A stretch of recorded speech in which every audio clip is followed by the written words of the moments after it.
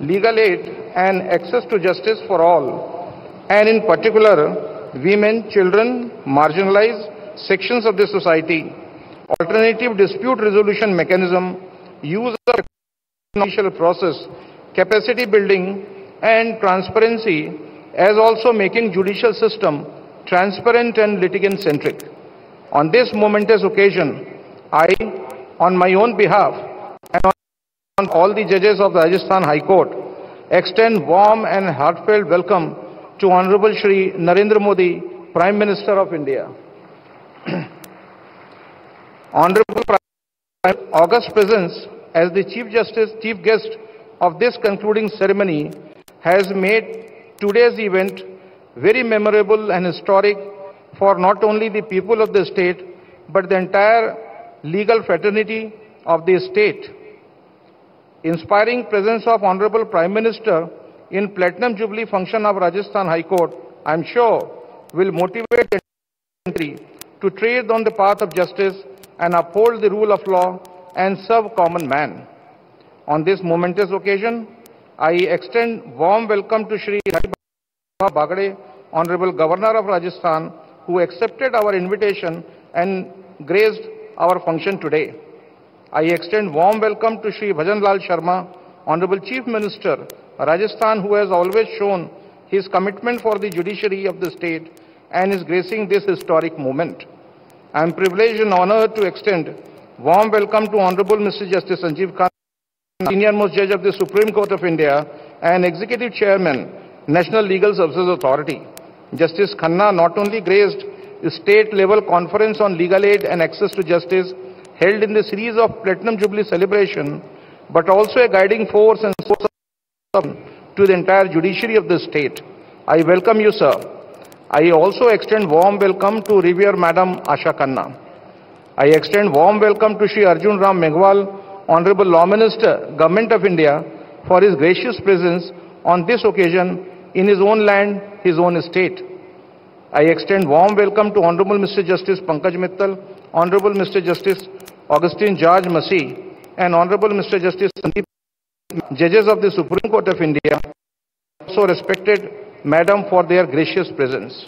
I also extend heartfelt Honorable Mr. Justice Vijay Bishnoi, Chief Justice High Court of Guwahati, Honorable Mr. Justice Arun Bansali, Chief Justice Allahabad High Court, and respect Madam for their gracious presence in their own institution.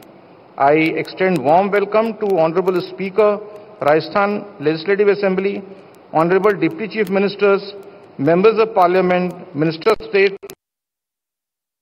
of Rajasthan Assembly. I am honored and privileged to extend warm welcome to most respected former judges of the Supreme Court, Chief Justice and judges of the Rajasthan High Court. What I said in the inaugural ceremony, I would repeat. It is their unwavering, relentless services rendered to the High Court in the past years which has given us moral authority to celebrate glorious journey of 75 plus institution. All brothers and sisters judges of Rajasthan High Court join me to extend warm welcome to gracious ladies. The bar and bench are the two wheels equal in strength to carry ahead the chariot of justice. Pivotal role played by the bar Rajasthan High Court, a glorious institution, is no less than the judges. I extend a very warm welcome to the learned Advocate General, Additional Solicitor Generals, senior advocates and members of the bar, whose overwhelming presence in thousands is proof of their commitment, collaboration and cooperation towards this august institution. I also extend welcome to all the officers in the administration, police and armed forces, also academicians, doctors, engineers and members of the civil society. I also welcome all the officers of the Registry of the High Court, Rajasthan State Legal Services Authority, Rajasthan State Judicial Academy and all the judicial officers who have come from all parts of the state and present today.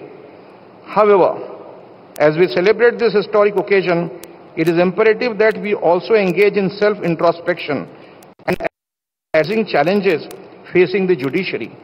The increasing backlog of cases for greater access to justice and ever-evolving complexities of law are amongst hurdles that demand our attention, suitable plan and seamless execution.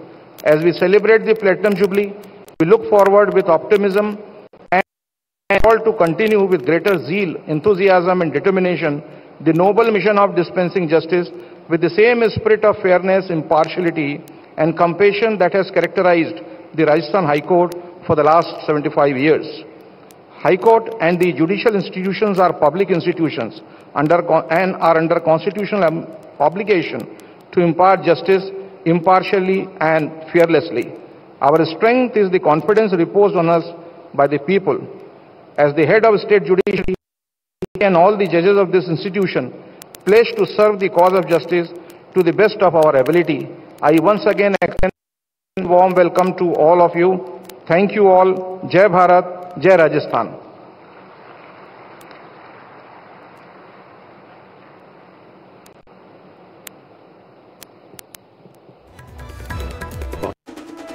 माननीय मुख्य न्यायाधीश राजस्थान उच्च न्यायालय honourable mister justice Mahendra का उनके स्वागत संबोधन के लिए मैं अब अनुरोध करूंगा विधि एवं न्याय राज्य मंत्री स्वतंत्र प्रभार श्री अर्जुन राम मेघवाल जी से कि वे इस अवसर पर अपने संबोधन के लिए पधारें।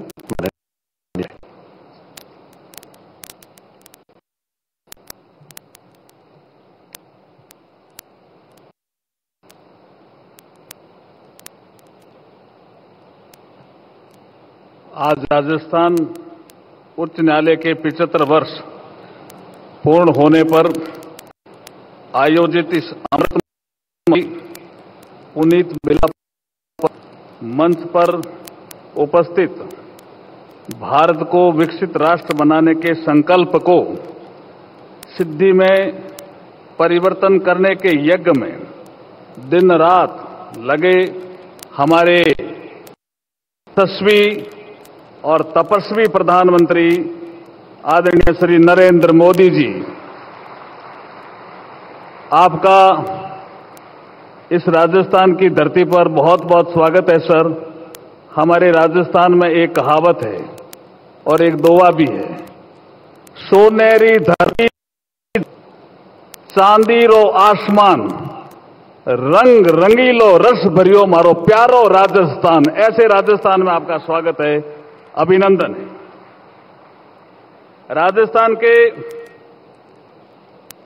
माननीय राज्यपाल श्री हरिभाऊ कृष्णराव बागड़े साहब और हमारे ऑनरेबल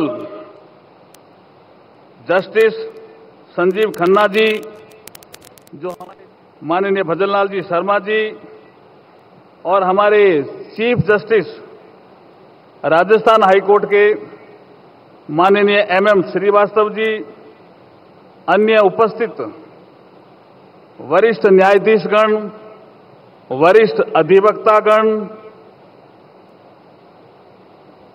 कानून से संबंधित छात्रगण, जनप्रतिनिधिगण, सभी वरिष्ठ अधिकारी, मैं आप सबको इस परिसर में उपस्थित होने के लिए भाव बिना आपका अभिनंदन करता हूं, आपका स्वागत करता हूं।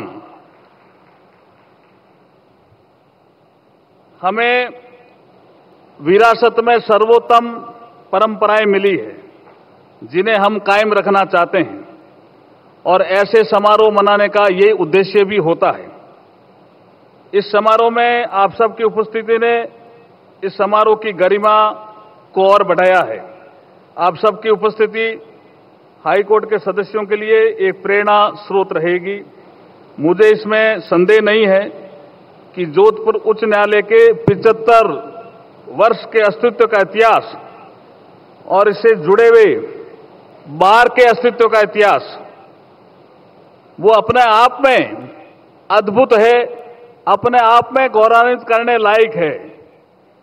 ऐसा कहना बिल्कुल उचित होगा कि बार ने, क्योंकि यहां बार एसोसिएशन के पदाधिकारी भी बैठे हैं, बार काउंसिल ऑफ इंडिया के पदाधिकारी भी बैठे हैं, बार ने जस्टिस डिलीवरी सिस्टम में हाई कोर्ट की सहायता के लिए अपना सर्वश्रेष्ठ योगदान भी दिया है। ऐसा कहने में मुझे कोई संकोच नहीं है। राजस्थान के इस हाई कोर्ट का उद्घाटन जयपुर के महामहिम महाराजा सवाई मानसिंह जी द्वारा 29/8 1949 को 1949 को जोधपुर में किया गया था और उसके 75 वर्ष पूरे हो रहे हैं। इसलिए अगर हम 75 वर्ष की यात्रा देखें तो इसमें बहुत से न्यायाधीश हैं जिन्होंने अपना बहुत योगदान दिया है, लेकिन जस्टिस आर.एम. लोढ़ा वो इसी हाईकोर्ट से निकले और देश के चीफ जस्टिस ऑफ इंडिया भी बने। मैं उनका भी यहां स्वागत करता हूं। वो टेक्निकली जस्टिस दलवीर भंडारी जी राजस्थान हाईकोर्ट के नहीं थे, लेकिन इसी शहर से थे, इसी धरती से थे। वो इंटरनेशनल कोर्ट ऑफ जस्टिस में न्यायाधीश के पद पर रहे, इसलिए मैं उनका भी यहां इस मंच से स्वागत करता हूं और अभिनंदन करता हूं। ऐसे कई गणमान्य व्यक्तित्व जिन्होंने जोधपुर में वकालत करते हुए विभिन्न उच्च न्यायालयों के चीफ जस्टिस के पद पर कार्य करते हुए भी और भी हैं, जिनका भी मैं इस मंच से सबका स्वागत करता हूं। मैं इस अवसर पर एक और आपको बधाई देना चाहता हूं। हाईकोर्ट के 75 साल हुए, हमारे संविधान को लागू हुए भी 75 साल हो गए।